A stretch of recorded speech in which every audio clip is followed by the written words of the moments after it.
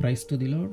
ఈరోజు దేవుడు మనకిచ్చినటువంటి వాగ్దానం ఏంటంటే యెషయా గ్రంథము 30వ అధ్యాయము 21వ వచనం. ఇదే త్రోవ, దీనిలో నడువుడి అని నీ వెనుక నుండి యొక్క శబ్దము నీ చెవులకు వినబడును. ఆమేన్. మనకి బాగా నచ్చిన పనిని ఎంచుకొని, మనకి బాగా నచ్చిన వృత్తిని ఎంచుకొని, మనకి బాగా నచ్చిన మార్గంలో నడుస్తూ మనము అభివృద్ధి చెందాలని ప్రయత్నం చేస్తూ ఉంటాం. కానీ మనం ఎంత కష్టపడినా కూడా ఆ మార్గంలో మనము గమ్యాన్ని చేరుకోలేని పరిస్థితులను మనం చూస్తూ ఉంటాం. ఆ త్రోవలో మనము గమ్యాన్ని చేరుకోలేని పరిస్థితులను మనం చూస్తూ ఉంటాం. బాగా కష్టపడుతూ ఉంటాం కానీ మనం అభివృద్ధి చెందము. బాగా శ్రమ పడుతూ ఉంటాము, దానికోసం మన సమయాన్ని అంతా కేటాయిస్తూ ఉంటాం కానీ దానిలో ఎటువంటి అభివృద్ధి కనిపించని పరిస్థితిని మనం చూస్తూ ఉంటాం.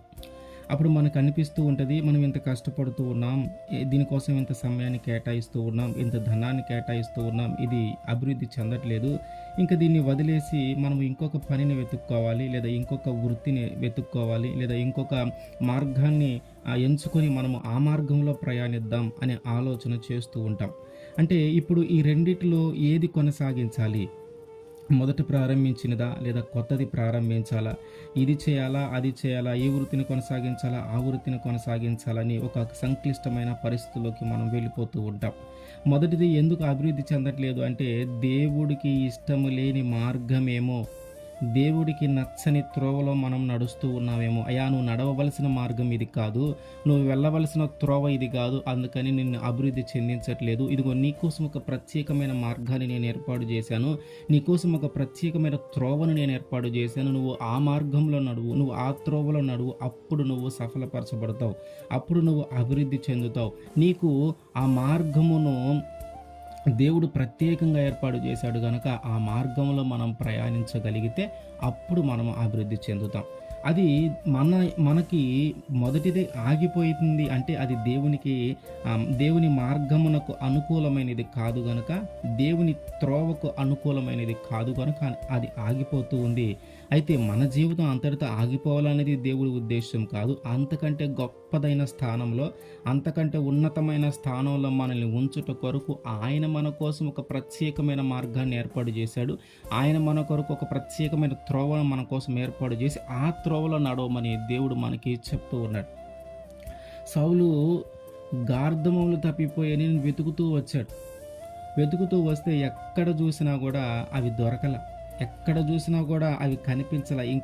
ఇక లాభం లేదు, ఇవన్నీ పోయినట్టే, మా తండ్రి ఎంత బాధపడతాడో, ఇవన్నీ చాలా తప్పిపోయినాయి, వీటిని వెతకలేకపోయాము అని బాధపడుతూ ఉన్నటువంటి సమయంలో దేవుడు కొత్త మార్గాన్ని ఒకటి ఏర్పాటు చేశాడు. ఏంటంటే, నువ్వు వచ్చిన మార్గము కాదయ్యా నువ్వు వెళ్ళవలసింది, ఈ గార్ధబొమ్మలు వెతుక్కుంటూ ఒక మార్గాన్ని వచ్చావు కదా, ఈ గార్ధబొమ్మలను వెతుక్కుంటూ ఒక త్రోవను వచ్చావు కదా, నువ్వు వెళ్ళవలసిన మార్గం అది కాదు, నువ్వు నడవవలసిన త్రోవ అది కాదు.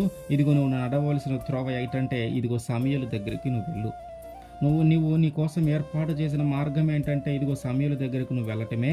అక్కడికి వెళితే ఏం జరగబోతుందంటే, నిన్ను ఒక గొప్ప రాజుగా, ఇశ్రాయేలీల ప్రజల మీద మొట్టమొదటి ఒక గొప్ప రాజుగా ఏర్పాటు చేయబోతూ ఉన్నాడు. దానికోసము ఆయన ఈ మార్గాన్ని ఏర్పాటు చేసి ఉంచాడు, ఈ త్రోవను ఏర్పాటు చేసి ఉంచాడు.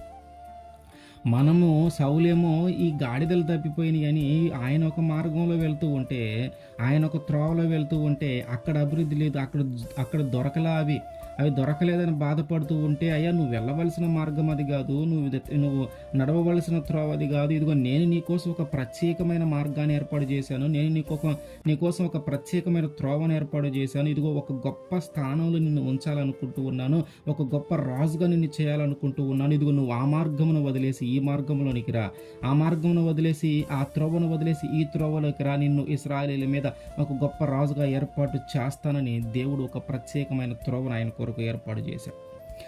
ఆ త్రోవలో నడుస్తూ ఉన్నంతసేపు ఏ పని మీద అయితే వెళ్తూ ఉన్నామో, ఏదైతే చేయాలని ప్రయత్నం చేస్తూ ఉన్నా అవి దొరకల. ఎప్పుడైతే దేవుడు ఈ త్రోవను మార్చాడో, ఎప్పుడైతే దేవుడు మార్గాన్ని మార్చాడో, ఇశ్రాయేలు మీదకే రాజుగా ఏర్పాటు చేశాడు. మన జీవితంలో కూడా అంతే. మనం ఏదైనా ఒక త్రోవను, ఒక మార్గాన్ని ఎంచుకొని ఆ మార్గంలో మనం ప్రయాణిస్తూ ఉన్నప్పుడు అందులో అభివృద్ధి చెందట్లేదంటే, అది ముందుకు కొనసాగట్లేదంటే దేవుని చిత్తము కాదో అవునో మనం తెలుసుకోవాలి. ఇది దేవుడి చిత్తము కాదేమో, ఇది దేవుడు నడవమన్న మార్గము కాదేమో, ఇది దేవుడు ఎంచుకోమన్న వృత్తి కాదేమో, ఇది దేవుడు నడవమన్న త్రోవ కాదేమో అని మనం గమనించుకొని, మరి దేవుని చిత్తమైనది ఏంటి, ఏం చేయమంటావయ్యా, ఇదిగో ఇది ఈ మార్గంలో నేను వెళ్తూ ఉన్నాను, ఒకవేళ ఇది నీకు ఇష్టం లేనిదా, అందుకని నేను అభివృద్ధి చెందట్లేదా, అందుకనే ఈ త్రోవలో నన్ను నడవవద్దంటున్నావా, మరి నీకు నచ్చిన త్రోవ ఏంటి, నన్ను ఏ మార్గంలో నడవమంటావు, నన్ను ఏ త్రోవలో వెళ్ళమంటావు, నన్ను ఏ పని చేయమంటావు, నన్ను ఏ వృత్తిని ఎంచుకోమంటావు, ఏం చదవమంటావు నన్ను, ఇదిగో తండ్రి నాకు తెలియజేస్తే ఇదిగో ఈ త్రోవలో నడువు, ఇదిగో ఈ మార్గంలో నడువు, ఇదిగో ఈ వృత్తిని ఎంచుకో, ఇదిగో ఈ పనిని ఎంచుకో, ఇదిగో ఈ చదువుని ఎంచుకొని దేవుడే మన వెనుక నుండి ఒక శబ్దము మన చెవులకు వినపడేలాగా దేవుడే మనకి తెలియజేస్తాడు. ఆమేన్.